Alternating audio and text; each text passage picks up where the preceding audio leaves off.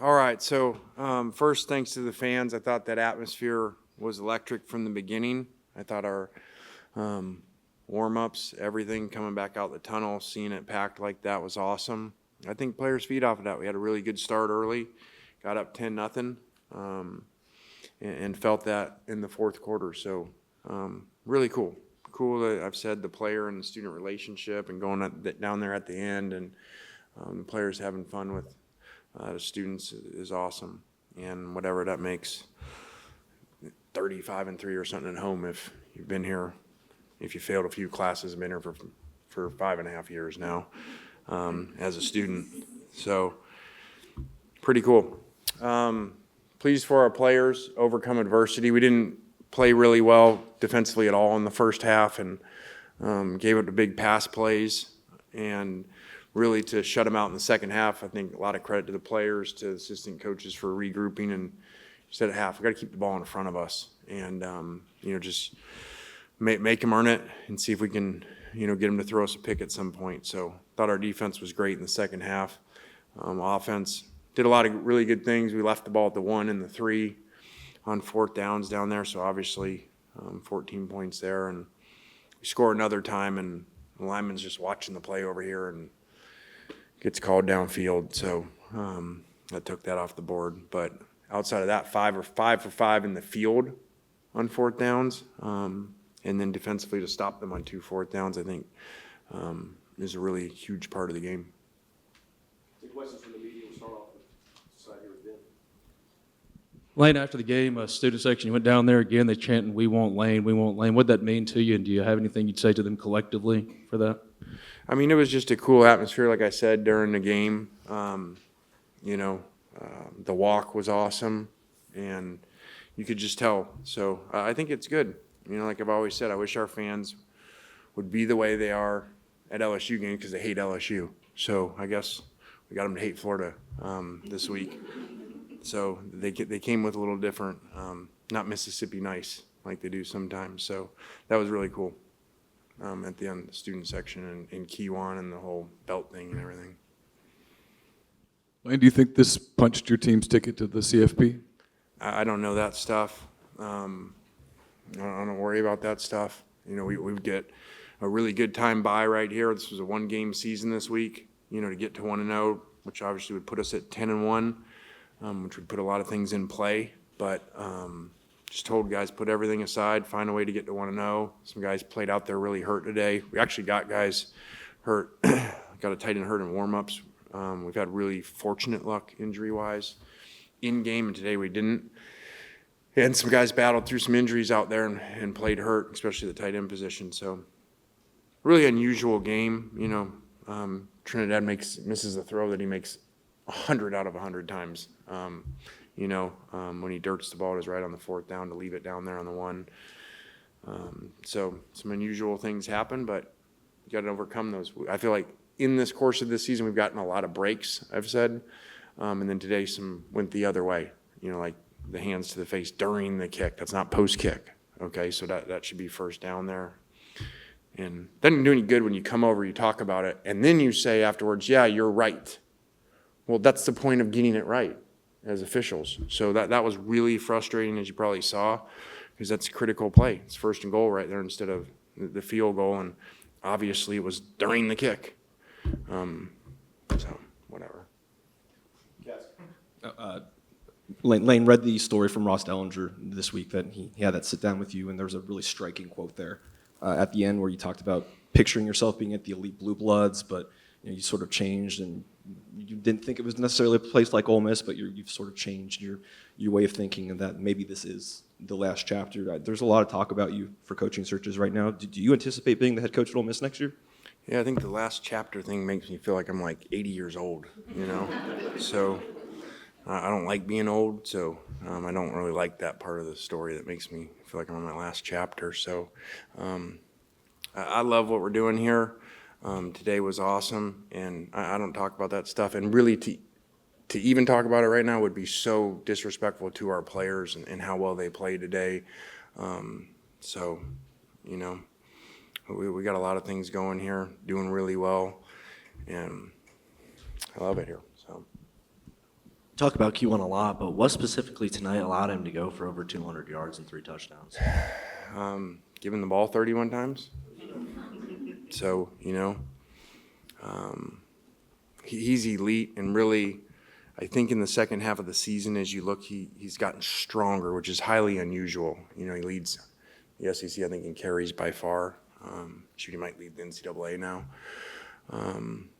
And really, that's unusual because you get wear and tear normally throughout the year. Really, maybe Derrick Henry's the only one we've had like that got stronger. He carried the ball 90 times in the Iron Bowl and SEC championship against Florida, actually, in a 7-day span. And I think Kwan could do something like that. He just seems to get stronger. He plays almost every snap during the game. And he just really elite player, because usually your track fast guys like him, they can't stay durable and run the way he does in between the tackles and short yardage. That's why he's really unusual and can make a lot of money. What were the differences in the first half defense and the second half defense? Yeah, in your mind, covering them. I mean, in the first half, we're just letting them run down the field on play action, and so don't matter how many receivers you got hurt. Anybody can, if you don't cover them, they can catch it.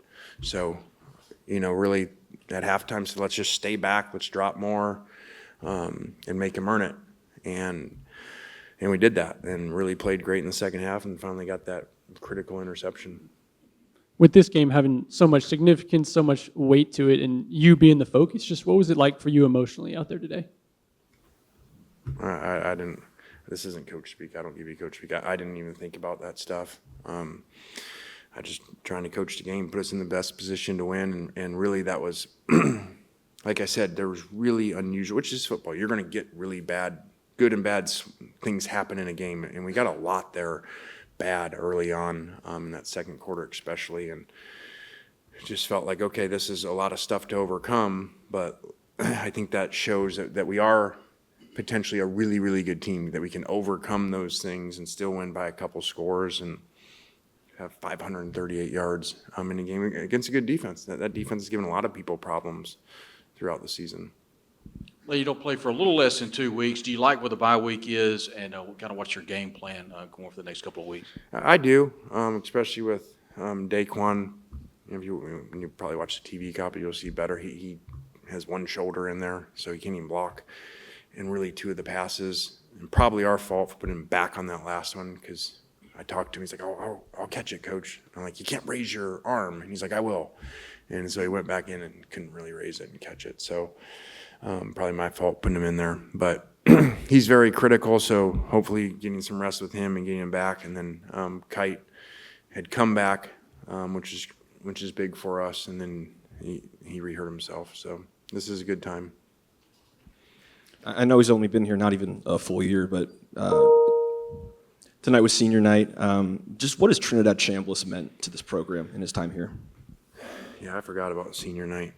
I feel like it's almost everybody's senior night because they just go in the portal. So I don't even know why we have senior night. They're like portal night. All guys that are thinking about going in the portal. So I hadn't even thought about that. But Trinidad's been awesome. I mean, he ain't been here. You said a year. He ain't been here close to a year. I just got here this summer. I mean, another 300-yard game against, like I said, a good defense that blitzed us a lot today and gave us some issues with that. So we had to pop some runs into those pressures on third down like you saw later in the game. But Trinidad made a lot of really critical plays. He obviously missed the easy throw, but he makes the other touchdown that the lineman downfield over there that obviously had nothing to do with Trinidad. He made a great play on that. So he's been awesome. I think it's an amazing story. And really kind of like his last year. The guy didn't start at the beginning of the season where he was at and won the national championship. So now he's starting here, and who knows? We'll take first row this second. Lane, you praised tonight's environment. Since you got here to now, do you believe this Ole Miss fan base and program has kind of risen to the occasion to be respected and revered as a kind of blue blood or elite program? Was today? Were you here last week? No, that they answered the call today, and they having some big games for us, and that's been critical.